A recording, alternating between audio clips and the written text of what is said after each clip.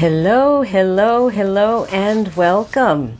I'm Sheila Balgobin, known as the Dream Decipherer, and this is Dream Your Life, Live Your Dream Live, where we talk about all things dreams. Now, today we're going to be looking at the closest and most influential heavenly body in our skies, which is the moon, and how it can impact our lives and our dreams. Now, we know that the moon affects things like tides, the rise and fall of the tides. It affects the rise and fall of fluids in our bodies. Women's cycles are based around the moon. And if you talk to anybody who works in a hospital or in law enforcement or even teachers, they will tell you that their various constituents do change or shift in the way they behave with the moon. So the moon affects us in all kinds of ways, awake and asleep. It affects how well we sleep, and of course it would have an impact on our dreams as well. Now, our fascination with the moon goes back millennia. The ancient Mesopotamians, with their 5,000 history from 5,000 years ago, believed that the goddess Ishtar, also known as the Queen of Heaven, guided their dreams. And that the stories that their sleeping minds would come up would be interpreted through the moon, through the lunar energy. I mean, even though our words talking about people's mental states, I mean, lunacy, lunatic, come from luna, Latin for the moon. So we have always had this kind of connection and fascination with the moon. But it can also, of course, have an impact on not only the quality of our sleep, but how we dream. To give you an example, during a full moon, let me ask you, do you find that your dreams are wilder?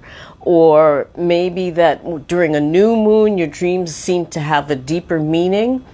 And there's some reasons behind that. And it seems that research has indicated that we are more likely to have more bizarre dreams around the full moon.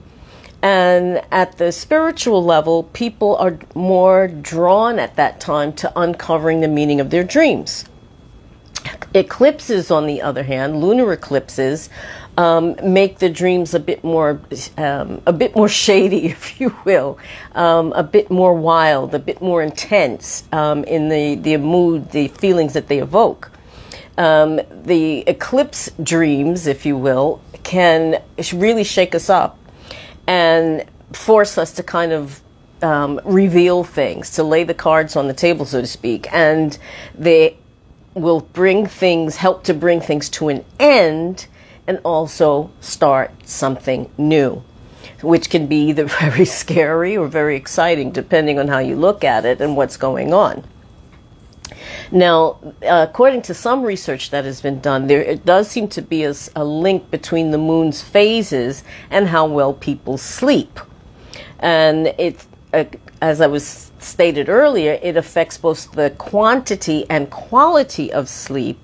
And a good example of that are people who do shift work and are constantly changing their normal sleep hours, or people suffering from jet lag. Their bodies are being exposed to light at irregular times, and it just screws up our diurnal or night-day rhythm, our internal clocks. Now, there was a study that was done at the University of Washington that looked at two different groups. One was some indigenous communities, Native Americans in Argentina, and college students in Seattle. And they found that there was really a strong link between the waxing or coming into full moon and the shortest amount of sleep for both groups. I mean, you think about it, it makes sense. You're gaining more light, and light is what, as it hits the retina or eyelids, is what stimulates us to wake up. So there was a link found between the waxing full moon and the shortest amount of sleep. And both groups showed that they had the latest bedtimes for about 3 to 5 nights leading up to the full moon. So even as the moon is growing in the sky, it's actually shortening the amount of nighttime rest that we get.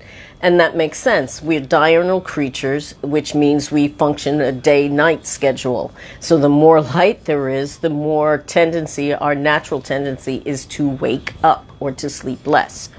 Because back in the day, we needed to be able to hunt during the day because we don't have great night sight.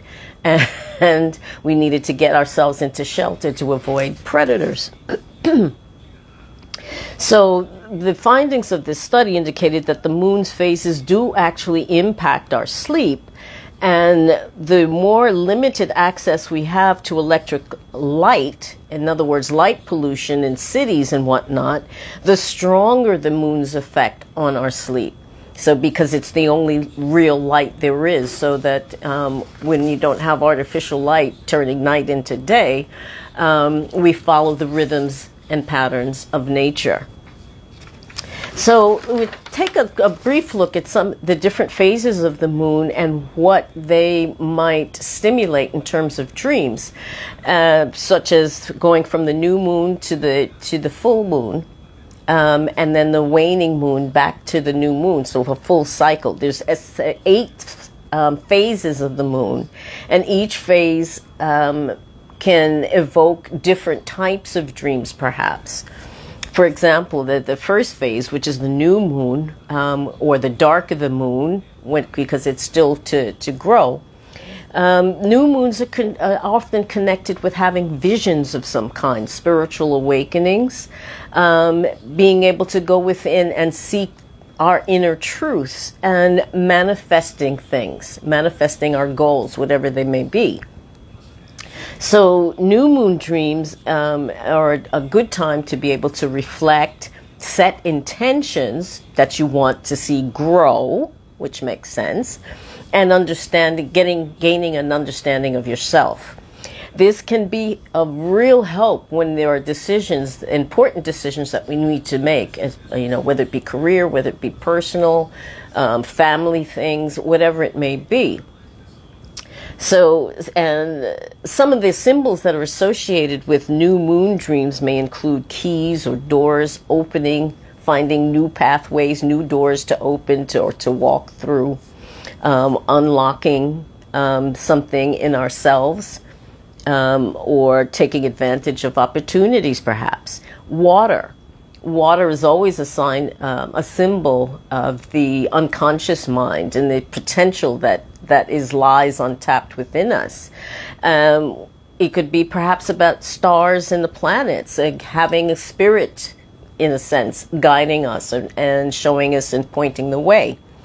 And even snakes, which can, depending on your culture and your attitude about snakes in general, can indicate perhaps shedding of old skins, old ways, and rebirth, depending, again, on your culture and how you feel about snakes personally. Now, a waxing moon, when the moon is growing into a full moon, a waxing crescent moon can help us to understand our dreams better, because it's opening our mind, expanding our minds, if you will. But always, to understand the meaning of a dream, you have to look at it in the context of what's going on when you're awake. Dreams aren't born of isolation. They come from us and are about us. So the dreams could be perhaps pointing to some state of mind or situation that needs to be looked at more closely, and or perhaps a situation that needs to be resolved. These types of dreams have symbols such as sunlight, letting the sun shine in and being able to see. I've seen the light. It could mean success, being a star. I mean, the sun is the brightest star in our solar system. So shining like the sun is to be a shining star. I mean, it could be birds. Birds are always considered symbols of spirit because they fly in the sky. But if they're flying high. So it could be indicative of success, perhaps. Or perhaps even freedom, just having the freedom to go where you want, do what you like, etc. Maybe a waterfall to represent flow and cleansing as well, because the water is always renewing itself. So all of those things can be indicative of perhaps having a fresh start. Is there some area of your life where you feel that you need to make some changes and move in a different direction? Again, it's about looking at the context of the dream in your waking life. Now, the first quarter is about taking action. The moon is growing that side. It's more than just a little crescent. It's a bit bigger now. As I say, the moon is smiling at that point. And that's the time to set your intentions and to actually act on them. So it may be, changing the way you do something, changing the way you go to work or how you wear your hair. It's about making a decision and taking action. So, are you driving in a vehicle in your dream? Where are you going? What direction are you taking? How are you getting there? Are you on a bike? Are you on a motorcycle? Are you being driven in a limo?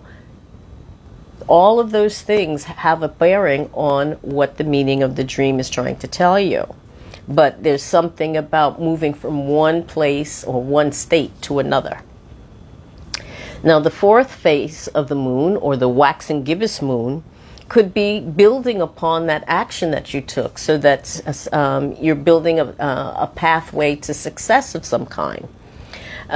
So again, what is going on in the dream? They could be looking at groundedness and longevity, like sturdy trees. The trees can live, some of them, literally for thousands of years. So are you in a vehicle? Is it moving or is it stalled? So it's representing your journey through life and where you're going and where you are. Now you get to the full moon, and that's a time of fullness, of growth. I mean, even for your hair, if you cut your hair just a little bit to cut the ends during the full moon, it helps to increase the fullness of the growth. I mean, that sounds like an old wives' tale, but it does actually work. Again, because we're connected to nature, even if we don't intend to be. Now, from the full moon is when the fullness of our intentions is being realized. I mean, so if you set your intentions in earlier phases, the full moon is the culmination of that. Moving on from that, you start to look at the waxing moon, the waxing gibbous moon.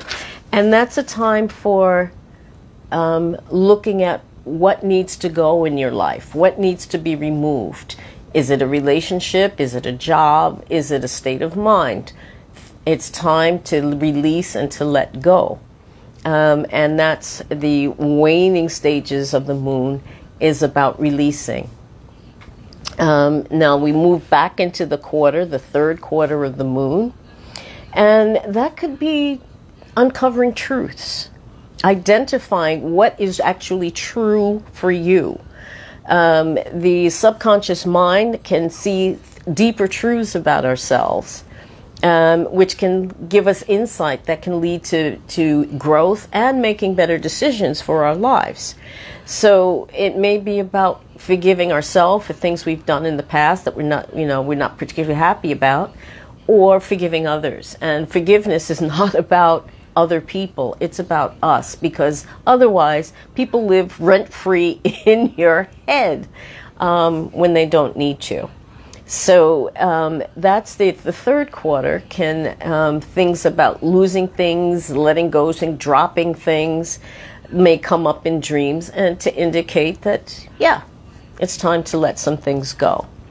And then finally, the last phase of the moon, which is a waning crescent of the moon, where the moon is just a little sliver in the sky, is also there to help us to do the final work, to help us to resolve difficult situations or emotions or any conflicts that need closure. So it's a time to close out cycles, whether it be with people, whether it be with states of mind, whatever it may be. It's the time to just release it once and for all and let it go. So in summary, you could say that the full moons lead to vivid and intense dreams because of increased REM sleep. New and waxing moons work to enhance dream recall and promote personal growth. And then waning moons are focused on release, closure, and introspection.